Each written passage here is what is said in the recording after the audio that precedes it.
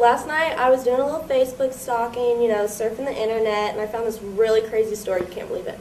This guy and this girl were married, and this guy's name was Joe, and they were like happily married, loved each other and everything, and they owned this diner or whatever.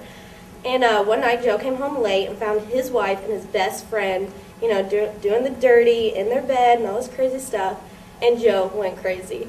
And so he just went ballistic. He didn't know what to do, so he ended up killing them both and like chopping them up to tiny little pieces, and he put them through this meat grinder. I know, it's really weird.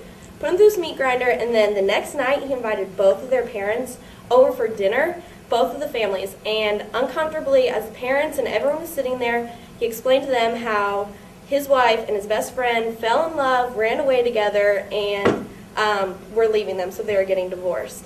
And uncomfortably, as the family's sitting there, his mother-in-law was like, "These are really good sandwiches, Joe, but they're kind of sloppy." Hence, Sloppy Joe. He had killed them and put them in the meat grinder. That's also how they come up with Man-Witch, because the man who killed his witch, that's how Sloppy Joes are there. Isn't that gross?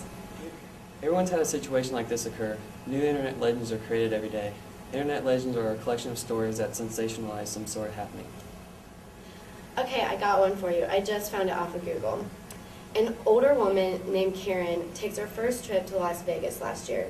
She'd done very well playing the slot machines, winning a bucket full of quarters. Karen needed a break, and she left the casino heading towards the elevators, taking her bucket with her. She steps into the elevator, and before the door shut, 4 beefy African-American men step in. Karen clutched her bucket close to her body.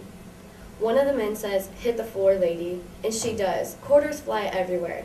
The men bust up laughing, and they help Karen collect her winnings. One of the men explains that he meant for her to select the floor. They help her collect her quarters, and the elevator arrives at her floor. She leaves embarrassed, and the men are still laughing.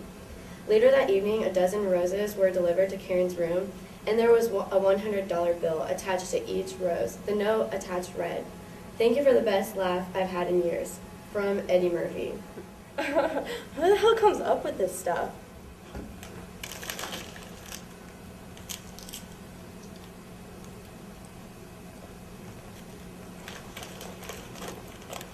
So Angelina Jolie walks in and says, "Where's my bra?"